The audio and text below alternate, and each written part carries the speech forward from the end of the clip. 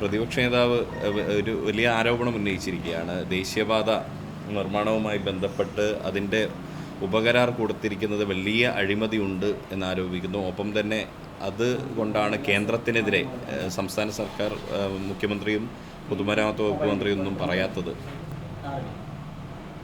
അല്ല, ഒന്ന് ദേശീയപാതയുടെ നിർമ്മാണവുമായി ബന്ധപ്പെട്ട് നിർമ്മാണത്തിൻ്റെ പൂർണ്ണ ഉത്തരവാദിത്വം നാഷണൽ ഹൈവേ അതോറിറ്റി ഓഫ് ഇന്ത്യക്കാണ് എന്നുള്ളത് പ്രതിപക്ഷ നേതാവിനും അറിയാം, എല്ലാവർക്കും അറിയാവുന്ന കാര്യമാണ്.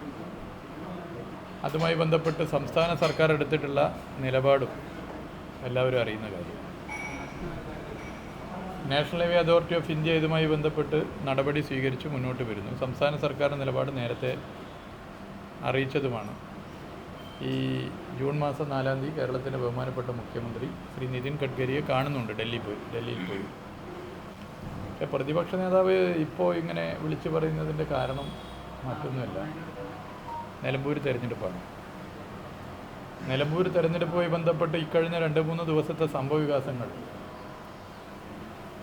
UDF എത്രത്തോളം പ്രയാസത്തിലാക്കി എന്നുള്ളത് ഞാൻ പറയേണ്ടതില്ലല്ലോ, നമുക്ക് എല്ലാവർക്കും അറിയുന്ന കാര്യമല്ല. നിലമ്പൂർ നിയമസഭയുടെ ഉപതെരഞ്ഞെടുപ്പ്, ആ ഉപതെരഞ്ഞെടുപ്പിൻ്റെ ഭാഗമായുള്ള 2-3 ദിവസത്തെ സംഭവ വികാസങ്ങൾ, LDF സ്ഥാനാർത്ഥി പ്രഖ്യാപനം, അതുമല്ലാത്ത മറ്റ് ചില പ്രശ്നങ്ങൾ, ഇതൊക്കെ ഇങ്ങോട്ട് വന്നപ്പോൾ പ്രതിപക്ഷ നേതാവിന് വല്ലാത്തൊരു ബേജാറ് കുടുങ്ങിയിരിക്കുകയാണ്. അപ്പോൾ ആ ബേജാറിൻ്റെ ഭാഗമായിട്ടാണ് അദ്ദേഹം ഇത്തരത്തിൽ അടിസ്ഥാനരഹിതമായ ചില കാര്യങ്ങൾ ഉന്നയിക്കുന്നത്. അദ്ദേഹം സംസ്ഥാന സർക്കാർ എന്തോ ക്രെഡിറ്റ് എടുക്കുന്നു എന്ന് ഇടയ്ക്കിടയ്ക്ക് എല്ലാ ദിവസവും രാവിലെ എഴുന്നേറ്റെന്നാണ് പറയുന്നത്. അതിപ്പോൾ പ്രത്യേകിച്ച് ആരോടെങ്കിലും പറയണോ? സംസ്ഥാനത്ത് 2016 നിയമസഭാ തെരഞ്ഞെടുപ്പിൽ പിണറായി വിജയൻ്റെ നേതൃത്വത്തിലുള്ള LDF സർക്കാർ അല്ലായിരുന്നു അധികാരത്തിൽ വന്നതെങ്കിൽ ഈ പദ്ധതി ഉണ്ടായില്ല. അതൊരു വസ്തുതയാണ്. അത് ആരെങ്കിലും ക്രെഡിറ്റ് എടുക്കാൻ പറയുന്നു, അല്ലെങ്കിൽ ക്രെഡിറ്റിന് വേണ്ടി ആരെങ്കിലും ചെയ്യുന്ന കാര്യമാണ്. അതൊക്കെ ജനങ്ങൾക്ക് അറിയുന്ന കാര്യമല്ലേ? അത് ജനങ്ങൾക്ക് അറിയുന്ന കാര്യമാണ്. ഇന്ത്യയുടെ ചരിത്രത്തിൽ ആദ്യമായി ദേശീയപാത വികസനത്തിന് ഒരു സംസ്ഥാന സർക്കാർ പണം ചെലവഴിച്ചത് കേരളത്തിലെ LDF സർക്കാരാണ് എന്നാണ് നാടിൻ്റെ അഭിപ്രായം. അത് വസ്തുതയാണ്. പ്രതിപക്ഷ നേതാവിന് അതിൽ വ്യത്യസ്ത അഭിപ്രായം ഉണ്ടെങ്കിൽ പറയട്ടെ, രേഖകൾ സംസാരിക്കും, പറയട്ടെ. ഭൂമി ഏറ്റെടുക്കൽ തടയാൻ വേണ്ടി ഇതിലും വലിയ കരച്ചിലല്ലായിരുന്നു. ഇപ്പോഴുള്ള കരച്ചിലൊക്കെ ചെറുതാണ്, ഇതിലും വലിയ കരച്ചിലായിരുന്നു. എന്തൊക്കെ തരം സമരമായിരുന്നു, പല കിളി സമരങ്ങൾ നടന്നില്ല. നിശ്ചയദാർഢ്യത്തോടുകൂടി സംസ്ഥാന സർക്കാർ നിലപാട് സ്വീകരിച്ചു. ആ നിലപാട് സ്വീകരിച്ചു. LDF ഭരണമല്ല കേരളത്തിലെങ്കിൽ ഭൂമി ഏറ്റെടുക്കൽ നടക്കുമോ? ഇതൊക്കെ എല്ലാവർക്കും അറിയുന്ന. ഞങ്ങളിത് ചെയ്യുന്നതൊന്നും ക്രെഡിറ്റ് എടുക്കാനോ മറ്റൊന്നിനല്ല, ജനമാണ് തീരുമാനിക്കേണ്ടത് ആരാണിതിൽ. ഞാൻ പൂർത്തീകരിക്കട്ടെ, നിങ്ങൾ ടെൻഷനാവില്ലേ, പൂർത്തീകരിക്കട്ടെ. ജനമാണ് തീരുമാനിക്കേണ്ടത് ഇതിലേത് സർക്കാർ വന്നപ്പോഴാണ് കാര്യം ചെയ്തത്. UDF ഭരിച്ചപ്പോൾ ഇതൊക്കെ എല്ലാം മുടക്കിയവരാണ്. ഈ പദ്ധതിയുടെ ഭാഗമായി നാഷണൽ ഹൈവേ അതോറിറ്റി ഓഫ് ഇന്ത്യയുടെ ഓഫീസും പൂട്ടിപ്പോയതാണ്.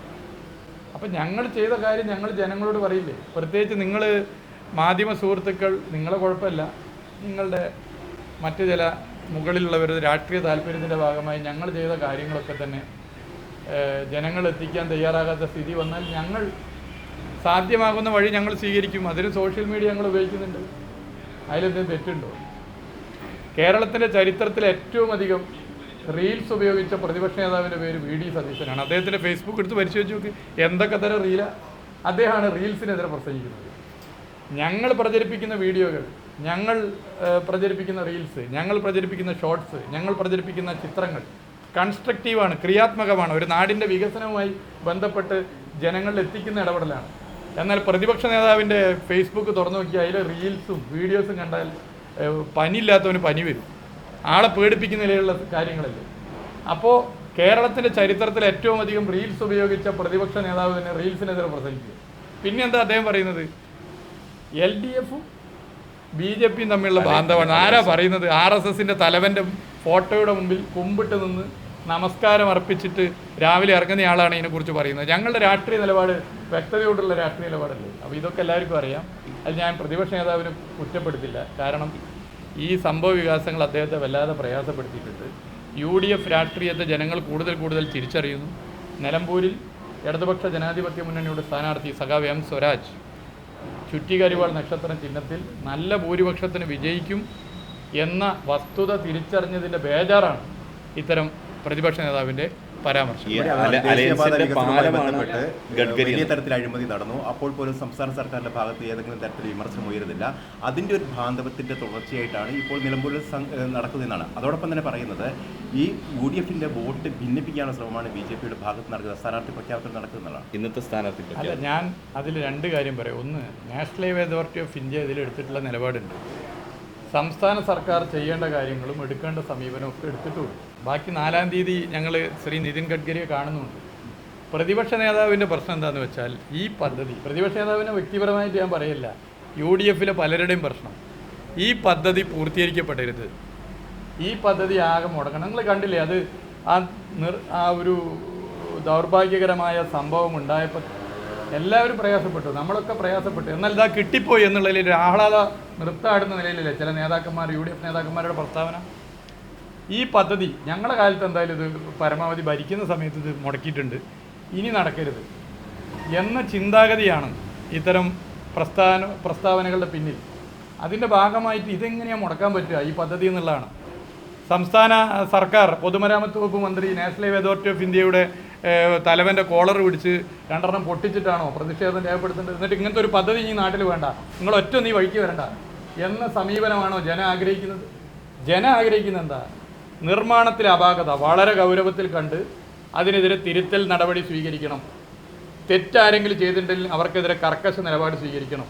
മേലിൽ ആവർത്തിക്കാതിരിക്കുന്ന നിലയിൽ നിർമ്മാണം മുന്നോട്ട് പോകണം. ഇതാണ് ജനം ആഗ്രഹിക്കുന്ന ഒന്നാമത്തെ പോയിന്റ്. ജനം ആഗ്രഹിക്കുന്ന രണ്ടാമത്തെ പോയിന്റ് ഈ പദ്ധതി പൂർത്തീകരിക്കണം എന്നാ, ഈ പദ്ധതി യാഥാർത്ഥ്യമാണെന്നാ. ഈ പദ്ധതി യാഥാർത്ഥ്യമാകാതിരിക്കാൻ വേണ്ടി എന്തെങ്കിലും ഒരു ചലനം, ഒരു നിലപാട്, ഒരു പ്രസ്താവന ആരെങ്കിലും നിന്നും ജനം സ്വീകരിക്കുമോ? ജനം ഇഷ്ടപ്പെടുമോ? ഈ പദ്ധതി ഇനി വേണ്ട എന്ന് പ്രസ്താവന കൊടുക്കേണ്ട, ഈ പദ്ധതി ഇനി വേണ്ട എന്ന് വരുത്തക്ക നിലയിലുള്ള ഒരു ഇടപെടൽ ഞങ്ങൾ ആരെങ്കിലും നടത്തിയാൽ ജനം ഇഷ്ടപ്പെടുമോ? ജനം അത് ഇഷ്ടപ്പെടുന്നില്ല. അപ്പോൾ ഒരു സംസ്ഥാനത്തെ ഒരു മന്ത്രിസഭ എന്നുള്ള നിലയിൽ വളരെ പോസിറ്റീവായ നിലപാടാണ് എടുത്തിട്ടുള്ളത്. തെറ്റായ നിർമ്മാണ രീതിയെ കൃത്യമായും പരിശോധിക്കണം. എന്നാൽ നിർമ്മാണം അത് മുന്നോട്ട് പോകണം, അത് യാഥാർത്ഥ്യമാക്കണം. ഇതാണ് നാട് ആഗ്രഹിക്കുന്നത്. എന്നാൽ ഇതിന് പകരം പ്രകോപനം ഉണ്ടാക്കി പദ്ധതിയാകെ പൊളിക്കുക എന്നുള്ള നിലപാട്. ഇവിടെ ആകെ ലക്ഷ്യം ഈ പ്രതിപക്ഷ നേതാവ് ഉൾപ്പെടെയുള്ള UDF നേതാക്കന്മാരുടെ ലക്ഷ്യം അടുത്ത നിയമസഭാ തെരഞ്ഞെടുപ്പ് മാത്രമാണ്. നിയമസഭാ തെരഞ്ഞെടുപ്പ്, ദേശീയപാതേൻ്റെ പ്രവൃത്തി ഒക്കെ അങ്ങോട്ട് മുന്നോട്ട് പോയി കഴിഞ്ഞാൽ അത് കൂടുതൽ ക്ഷീണം വരുമെന്നാണ് അവർ കാണുന്നത്. അല്ലെങ്കിലേ ക്ഷീണം വരും, അത് മനസ്സിലാക്കുന്നില്ല. എന്ത് വന്നാലും ക്ഷീണം വരും.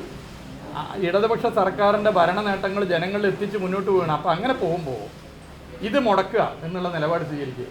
ഇത് യാഥാർത്ഥ്യമാക്കണം ഈ പദ്ധതി. അതിനുവേണ്ടി ഇടപെടുന്നത്. ഇന്നലെ വരെ എങ്ങനെയാണോ നാഷണൽ ഹൈവേ അതോറിറ്റി ഓഫ് ഇന്ത്യക്ക് പിന്തുണ നൽകിയത്, ആ പിന്തുണ തുടർന്നും നൽകും. എന്നാൽ തെറ്റ്, പോരായ്മകൾ ഇന്നലെ എങ്ങനെയാണോ ചൂണ്ടിക്കാട്ടിയത് അത് ചൂണ്ടിക്കാട്ടും. പോരായ്മകൾ ചൂണ്ടിക്കാട്ടും. നിർമ്മാണം നല്ല നിലയിൽ നടക്കണം, പദ്ധതി യാഥാർത്ഥ്യമാകണം. അതിന് പകരം നാഷണൽ ഹൈവേ അതോറിറ്റി ഓഫ് ഇന്ത്യയുമായി ഒരു ഏറ്റുമുട്ടലിലേക്ക് സംസ്ഥാന സർക്കാർ പോയി എല്ലാവരെയും ഇവിടുന്ന് അടിച്ച് കേരളത്തിൽ നിന്ന് ഓടിക്കണം എന്നൊരു നിലപാട് പ്രതിപക്ഷ നേതാവ് ആഗ്രഹിക്കുന്നത് പോലെ എടുക്കുന്ന സമീപനമല്ല ഞങ്ങളുടെ സമീപനം. ഇപ്പോൾ കോൺട്രാക്ട് സബ് കോൺട്രാക്ട് കൊടുത്തതുമായി ബന്ധപ്പെട്ടാണ് വലിയ വിഷയം ഉണ്ടാകുന്നത്. അത് കോൺട്രാക്ട് എടുത്ത കമ്പനിക്ക് തന്നെ നേരിട്ട് അല്ല, അതൊക്കെ പരിശോധിക്കട്ടെ. ഇതിനകത്ത് എന്തെങ്കിലും തരത്തിലുള്ള പോരായ്മകളോ അഴിമതിയോ മറ്റെന്തെങ്കിലും പ്രശ്നമുണ്ടോ നാഷണൽ ഹൈവേ അതോറിറ്റി ഓഫ് ഇന്ത്യയും ബന്ധപ്പെട്ടവർ പരിശോധിക്കട്ടെ. പരിശോധിച്ച് കർക്കശമായ നിലപാട് സ്വീകരിക്കണം. അതിൽ ആർക്കാ സംശയമുള്ളത്? എന്നാൽ ഈ പ്രശ്നം പറഞ്ഞുകൊണ്ട് ഇനി റോഡിൻ്റെ പണി നാട്ടിൽ നടക്കാൻ പാടില്ല എന്ന് തോന്നുന്ന നിലയിലുള്ള ഒരു നിലപാട് സ്റ്റേറ്റ് ഗവൺമെൻറ്റിൻ്റെ ഭാഗത്തുനിന്ന് വരണം എന്ന് നിർബന്ധിക്കുന്ന ഇവരുടെ താല്പര്യത്തിന്റെ പിന്നിൽ എന്താണ്? ഈ പദ്ധതി നടക്കരുത് എന്നുള്ളതാണ്. ഇതൊക്കെ ജനങ്ങൾക്ക് മനസ്സിലാവും. ഗഡ്കരിയാണ് പാലം എന്നാണ് പറയുന്നത്. ഈ BJP ബാന്ധവത്തിന്റെ കേന്ദ്ര സർക്കാർ തമ്മിലുള്ള ഇതിന്റെ പാലം ഗഡ്കരിയാണ്. അതെന്തുകൊണ്ടാന്ന് വെച്ചാൽ ഈ തൃശ്ശൂർ ചരിത്രത്തിൽ ആദ്യമായി നിതിൻ ഗഡ്കരിയുടെ പാർട്ടിയുടെ ചിഹ്നത്തിൽ ഒരു MP-യെ ഉണ്ടാക്കി കൊടുത്തിട്ടുണ്ടല്ലോ. അത് പരിഹരിക്കട്ടെ ആദ്യം. വോട്ട് മറിച്ചവരുണ്ട്, വോട്ട് മറിക്കാൻ പ്രേരിപ്പിച്ച നേതാക്കന്മാരുണ്ട് എന്ന് കമ്മീഷൻ്റെ റിപ്പോർട്ട് വന്നില്ലേ? ഏതെങ്കിലും ഒരു കോൺഗ്രസ് നേതാവിൻ്റെ പേരിൽ നടപടിയെടുക്കാൻ പ്രതിപക്ഷ നേതാവ് മുൻകൈ എടുത്തിട്ടുണ്ടോ? കോൺഗ്രസ് നേതാക്കന്മാർ മുൻകൈ എടുത്തിട്ടുണ്ടോ? കേരളത്തിൻ്റെ ചരിത്രത്തിൽ ആദ്യമായി കേരളത്തിലെ ലോക്സഭാ സീറ്റുകളിൽ താമര ചിഹ്നം വിരിയാൻ കാരണം ഇന്ന നേതാക്കന്മാരാണെന്ന് പറഞ്ഞ് അവരെ നടപടിയെടുത്തോ? ഇനി ഒക്കെ പോട്ടെ. ഇപ്പം ഞാൻ മനസ്സിലാക്കുന്നത്, ഞാൻ കേട്ടിട്ടില്ല, BJP-യുടെ സ്ഥാനാർത്ഥി പഴയ KSU നേതാവാണ്. അല്ല, അത് നിങ്ങളിപ്പോൾ കേരള കോൺഗ്രസ് ബി എന്ന് പറയുന്നത്, അതിന് മുമ്പ് KSU എന്നുള്ളൊരു ഒരു സാധനം കൂടി ഞാൻ മനസ്സിലാക്കുന്നത്. എനിക്കറിയില്ല, ഇനിയിപ്പോൾ പറഞ്ഞത് തെറ്റാണ് അറിയില്ല. ഞാൻ കേട്ടാ എങ്ങനെയല്ലേ KSU നേതാവ്? നിങ്ങൾക്ക് അവരല്ലേ? ഇല്ലേ? പറയപ്പെടുന്നുണ്ട്. KSC ആയതുകൊണ്ട് പറയുന്നുണ്ട്. വേറെ എന്തെയാണെങ്കിൽ നിങ്ങളോട് ചോദ്യം ചോദിക്കും. അങ്ങനെയാണ് പറയുന്നത്. BJPക്ക് സ്ഥാനാർത്ഥികൾ ഉണ്ടാക്കി കൊടുക്കുന്ന സംവിധാനമായിട്ട് ഇവർ മാറുകയല്ലേ. എത്രത്തെ സ്ഥലത്ത് BJP സ്ഥാനാർത്ഥികളെ ജയിപ്പിക്കാനുള്ള പണിയല്ല എടുക്കുന്നത്. ഞങ്ങളെടുക്കുന്ന രാഷ്ട്രീയ നിലപാടുകളുണ്ട്. ആ രാഷ്ട്രീയ നിലപാടുകൾ നാട്ടിലെ ജനങ്ങൾക്കറിയാം. അതെടുത്ത് ഞങ്ങൾ മുന്നോട്ട് പോകും. ഞങ്ങളൊരു RSS സംഘപരിവാർ നേതാവിൻ്റെയും ഫോട്ടോയിൽ കുമ്പിട്ട് നിന്ന് വിളക്ക് കത്തിച്ച് സിന്ദാബാദ് വിളിച്ച് രാഷ്ട്രീയ പ്രവർത്തനത്തിന് ഇറങ്ങുന്നവരല്ല. ഈ അൻവറിനെ അടുപ്പിക്കരുത്, UDF-ലേക്ക് അടുപ്പിക്കരുത് എന്നുള്ള നിർദ്ദേശം മുഖ്യമന്ത്രി പിണറായി വിജയന്റെ ഭാഗത്തു നിന്നാണ് ഈ പിണറായി വിജയനാണ് എന്നാണ് പറയുന്നത്. അൻവറിനെ പരസ്യമായിട്ട് എതിർക്കുകയും